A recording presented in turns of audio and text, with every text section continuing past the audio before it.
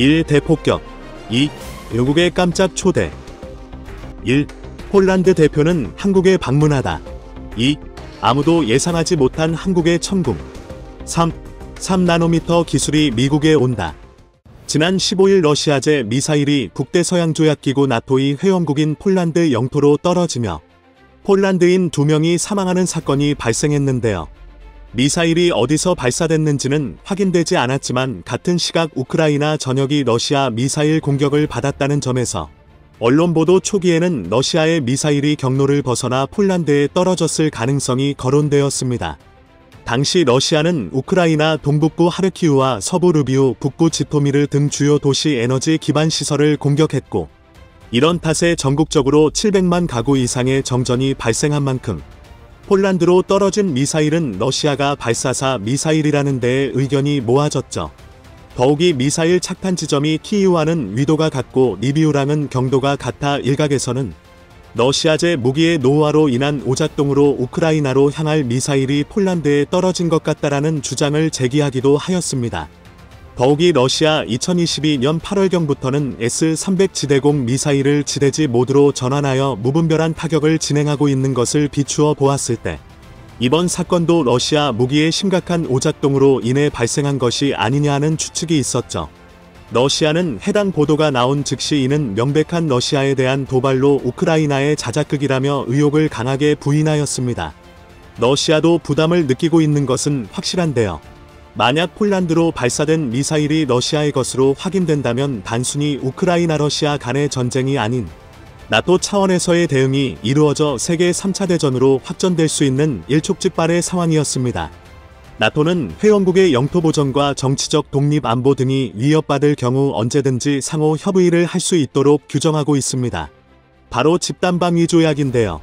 현재 폴란드는 나토 조약 4조를 발동한 상태로 4조는 동맹국은 영토 보존 정치적 독립 또는 안보가 위협받을 때마다 협의를 요청할 수 있다고 규정하고 있습니다. 그리고 5조는 동맹을 규합해 집단적인 군사 행동을 취하는 것이죠. 우크라이나의 젤렌스키 대통령은 사건 직후 폴란드 대통령 안드레이 두더과의 전화통화에서 이번 일은 러시아 미사일 공격으로 폴란드 시민의 죽음과 관련해 애도를 표한다고 하였습니다. 그런데 예상치 못한 반전이 생겼습니다. G20회의에 참가 중인 바이든 대통령은 긴급 기자회견에서 발사 궤적을 추정하였을 때 러시아에서 발사되었을 가능성은 매우 낮다고 밝힌 것인데요. 일각에서는 바이든은 당연히 러시아 미사일이 아니라고 하겠지. 일각에서는 바이든은 당연히 러시아 미사일이 아니라고 하겠지. 바이든은 소련으로 알고 있는 거리라며 신빙성에 대해 의문을 제기했지만 얼마 지나지 않아 미국 AP통신도 미국 당국자들의 말을 인용해 폴란드 동부 우크라이나 국경마을에 떨어진 미사일에 대한 초기 조사 결과 러시아제 무기는 마즈나 우크라이나군이 사용한 미사일로 파악됐다고 하였습니다. 결국 미국과 나토가 이번 사고를 무대응으로 마무리 짓게 되면서 세계 3차 대전은 다행히 일어나지 않게 되었는데요. 프랑스는 우리가 이 문제에 최대한 신중하게 접근하는 것이 논리적이라며 미사일의 종류를 확인한다고 해서 배후를 알 수 있는 것은 아니니 고도화의 위험을 부추길 필요는 없다고 확전되지 않게 눈치 챙기라는 뉘앙스를 풍기기도 하였습니다. 현재까지 명확한 사건 규명이 밝혀지지 않은 상황이지만 하나만큼은 확실한데요. 폴란드의 러시아제 미사일이 떨어진 이유는 오작동 때문이었다는 것입니다. 해당 미사일은 S-300 지대공 미사일인데요. 사실 그동안 러시아제 S-300 지대공 미사일은 오작동으로 인한 여러 피해를 야기시키기도 하였습니다. 러시아가 쓴 미사일이 러시아로 떨어져 피해를 보는 사례도 있었는데요. 지난 9월 영국 일간 데일리메일에 따르면 러시아군이 우크라이나 하르키우를 향해 발사한 미사일은 저고도로 날다 추진 엔진에 불이 꺼지고 자국령 지상에 곤두박 질쳐 폭발하였습니다.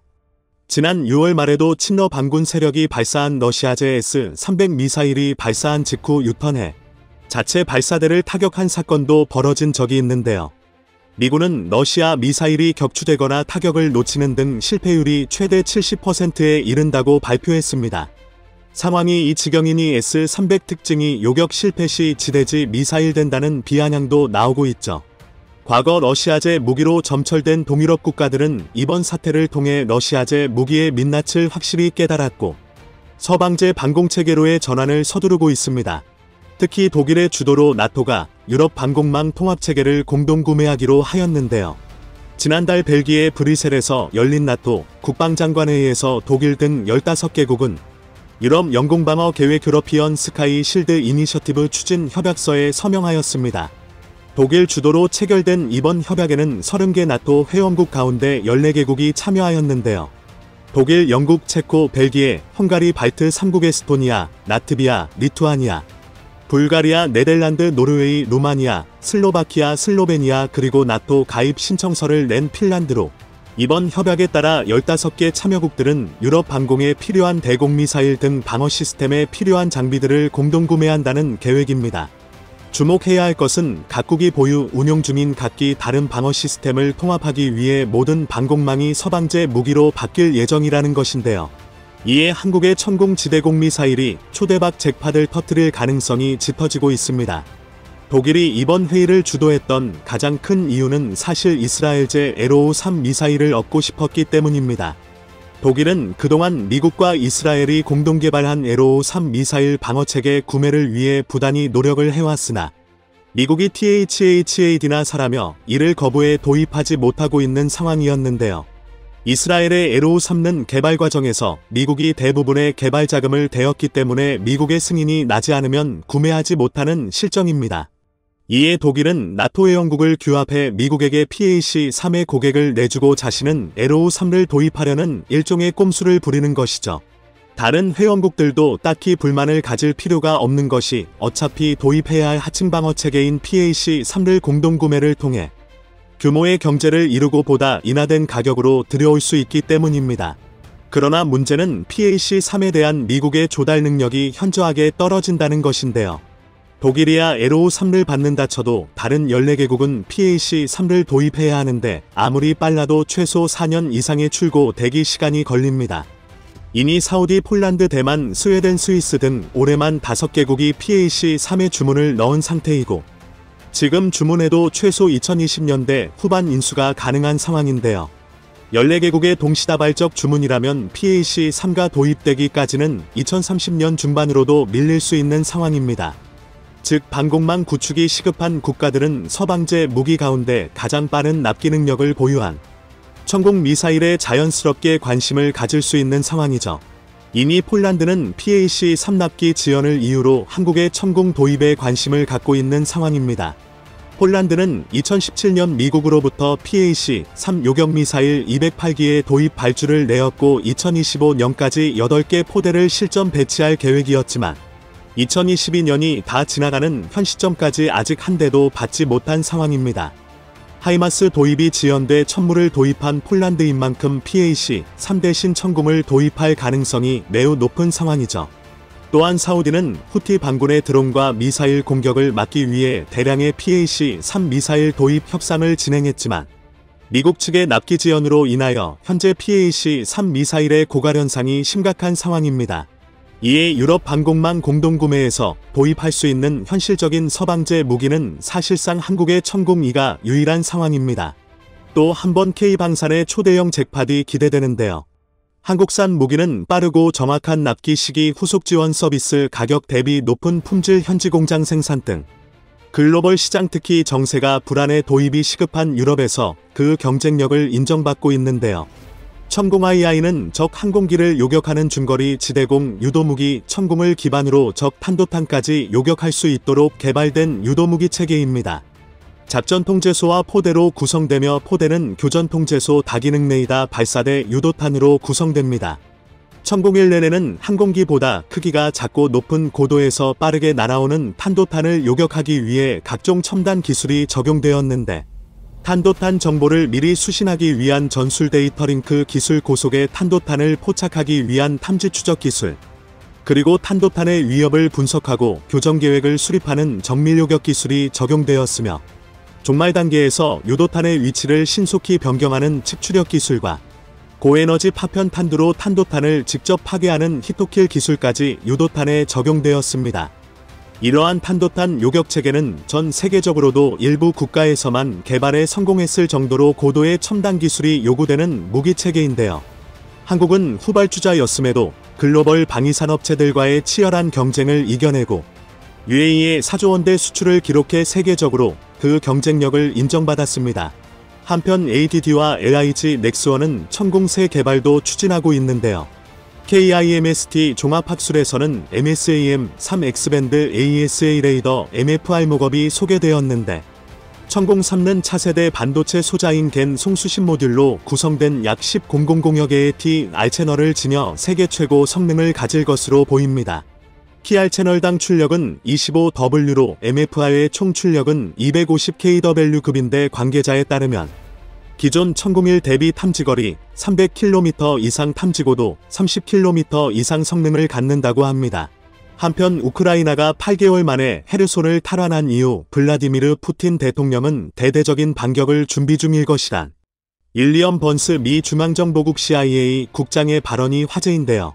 그는 궁지에 몰린 러시아가 핵무기를 쓰거나 대대적 공습을 할 가능성이 높다며 푸틴은 언제나 악수를 두었다고 하였습니다. 이런 상황 가운데 리얼리즘은 자체적 데이터 베이스를 통해 푸틴이 이러한 악수를 두는 충격적인 이유를 밝혀내었습니다.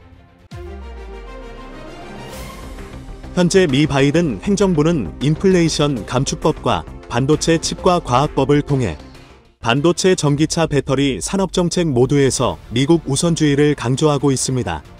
그런데 이는 지난 수십 년간이나 세계화 시대 자유주의 시장경제를 역설해왔던 미국에서 오히려 시대를 역행하는 역설적 선택이 아닐 수 없었는데요. 결국 자기들만 잘 살게 된다면 동맹국들과의 관계는 어떻게 되든 상관이 없다는 이기적인 태도를 보이고 있는 것인데요.